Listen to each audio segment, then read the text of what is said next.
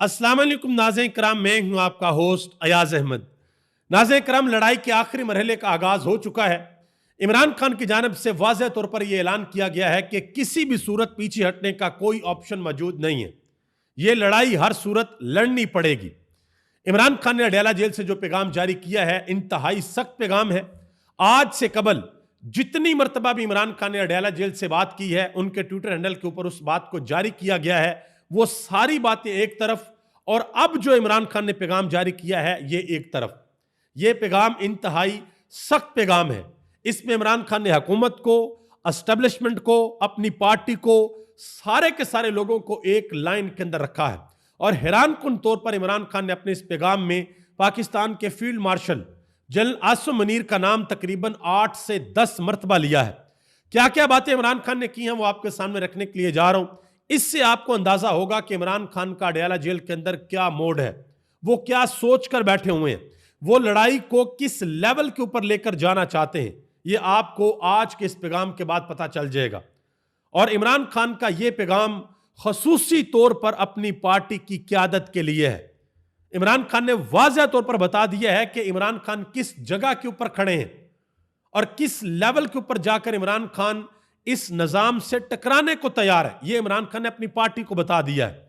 अब देखते हैं कि इमरान खान की पार्टी इस बात को अंडरस्टैंड करती है या नहीं करती, क्योंकि जैसे जैसे दिन गुजरते जा रहे हैं इमरान खान की पार्टी के लोगों को सजाएं देकर नाअहल करने का जो सिलसिला है वो तेज होता जा रहा है। मजीद इंकशाफ हुआ है, तकरीबन 60 से 70 पाकिस्तान तहरीक इंसाफ के पार्लियामेंटेरियंस सूबाई असम्बलियों से और नेशनल असम्बली से नाअहल हो सकते हैं 9 मई के केसेस के अंदर और 26 नवंबर के केसेस के अंदर। आगे बढ़ने से कबल गुजारिश करूंगा कि वीडियो को लाइक कर दें, चैनल को सब्सक्राइब कर लें ताकि ये इंफॉर्मेशन का सिलसिला आप लोगों तक पहुंचता रहे। सबसे पहले नंबर पे बात करते हैं इमरान खान के पैगाम की। जो पहली लाइन है उसको जरा देखिएगा।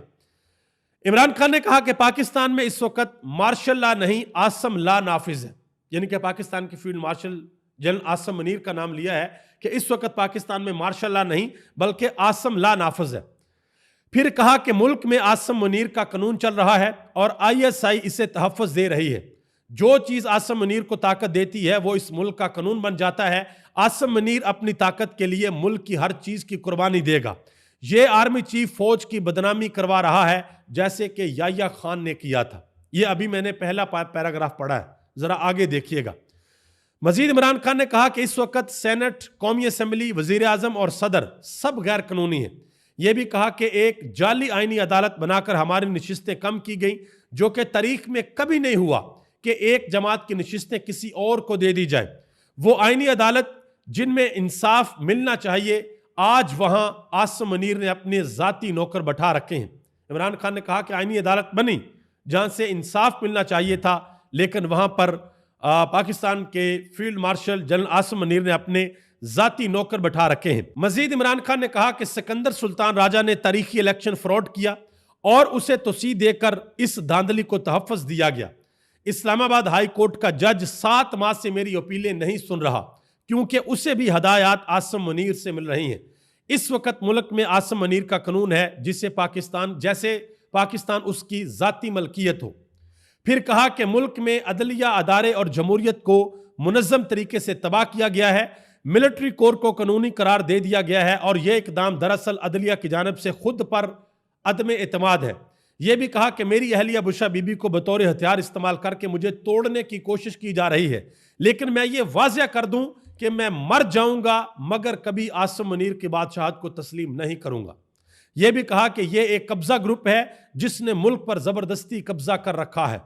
यह भी कहा कि इस वक्त पाकिस्तान में डाकू डफर्स अलायंस मुकम्मल तौर पर काबिज है। 26वीं तरमीम से जजों की खुद मुख्तारी मुकम्मल तौर पर ख़त्म कर दी गई है। जजिस के अहकामात की कोई औकात नहीं रह गई। इमरान खान ने कहा कि एक पुलिस वाला भी जज के अहकामात को हवा में उड़ा देता है। इमरान खान ने मिसाल दी। उन्होंने कहा कि आज दौरान कार्रवाई जो इमरान खान के केस की समाअत हुई है, तोशाखाना 2 केस की समाअत हुई है, इमरान खान ने कहा कि आज दौरान कार्रवाई जज साहब ने बाहर गेट पर मुंतजर मेरी फैमिली को अंदर बुलाने का हुक्म दिया और 12 मरतबा कार्रवाई रुकवाई मगर मेरी फैमिली को अंदर नहीं लाया गया। इसका मतलब है कि पुलिस एहलकार के सामने भी जज के अहकामात की कोई वक़्त नहीं। हमारा निज़ाम का इंसाफ मुकम्मल तौर पर दफन हो चुका है। मजीद कहा कि मुल्क इस वक्त तबाह होता है जब नाअहल शख्स को ऊपर बैठा दिया जाए। यह भी कहा कि आसिम मुनीर मुल्क और मोहसिन नकवी क्रिकेट संभाल कर बैठ गया है। यह कहा कि उनकी क्या अहलियत है, मोहसिन नकवी की वजह से आज हमारी टेस्ट टीम 9वें नंबर पर पहुंच चुकी है। जब इस तरह के नाअहल बैठाए जाएंगे तो खेलों समेत हर शोबे का यही हाल होगा। मुल्क तबाह तब होता है जब नाअहल लोग अहम ओहदों पर काबज कर दिए जाए। यह बहुत खतरनाक होता है कि किसी को बगैर अहलियत के सिर्फ ताकत के जोर पर अदारों के ऊपर मुसल्लत कर दिया जाए। मजीद इमरान खान ने अपने बारे में बताया, उन्होंने कहा कि मुझ पर टॉर्चर बहुत बढ़ा दिया गया है। मुझे 22 घंटे सेल में कैद तन्हाई में रखा जाता है, किताबें नहीं दी जाती, हालात हाजरा से बेखबर रखने के लिए अखबार भी नहीं दिया जा रहा और टीवी देखने की इजाज़त भी नहीं है।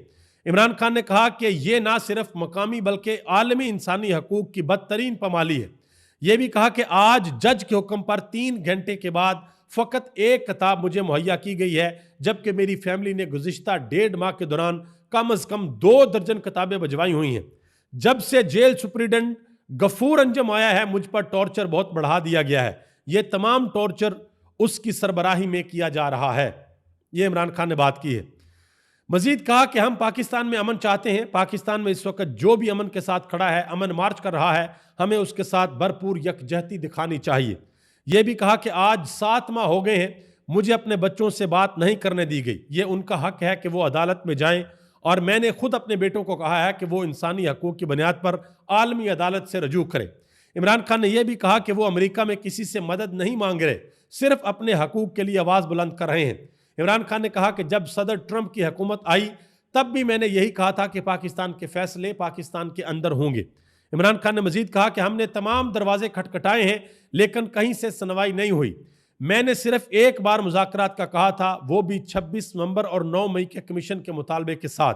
26 नवंबर को नहत्ती अवाम पर गोलियां चलाने के पीछे आसिम मुनीर है। मैं आज फिर वाज़ेह कर रहा हूं कि अब बातचीत की कोई गुंजाइश नहीं, क्योंकि ये गिरोह पूरा निज़ाम हथिया चुका है।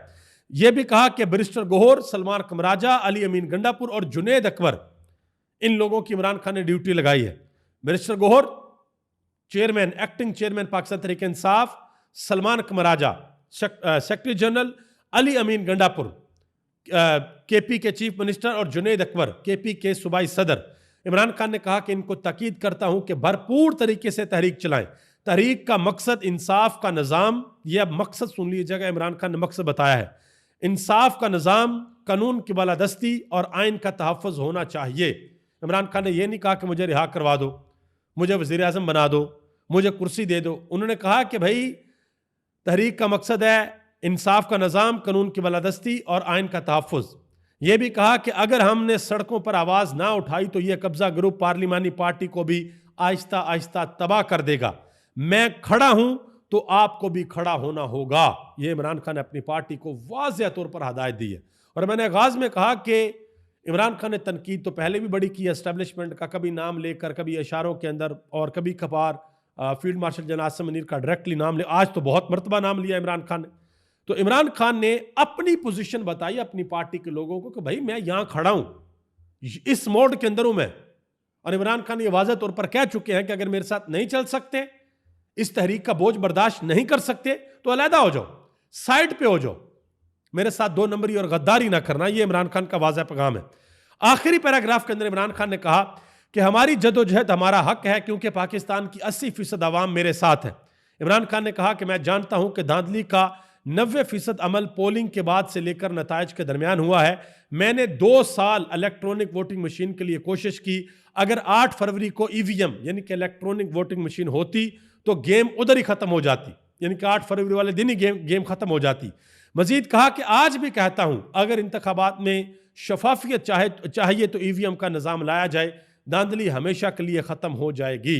ये था इमरान खान का पैगाम पाकिस्तान तहरीक इंसाफ की क़यादत के लिए। अब ज़रा आगे सुन लें। इमरान खान के दोनों बेटे जो कि अमेरिका के अंदर मौजूद थे, उन्होंने इंतहाई अहम मुलाकातें की हैं। जो उनकी आखिरी मुलाकात हुई है वो माइक लियोन के साथ मुलाकात हुई है, और इसके अलावा उनकी मुलाकात सेनेटर एलेक्स के साथ भी हुई है। और काफ़ी ज़्यादा लोगों के साथ उन्होंने मुलाकातें की हैं। कुछ लोग ऐसे भी थे, रिपोर्ट किया जा रहा है कि उन लोगों को मिलने के लिए पाकिस्तान के जो सियासतदान है बिलावल भुट्टो जरदारी, उन्होंने भी बड़ी कोशिश की, मुलाकात नहीं हो सकी। पाकिस्तान के वज़ीर दाखिला मोहसिन नकवी साहब, उन्होंने भी बड़ी कोशिश की लेकिन मुलाकात नहीं हो सकी।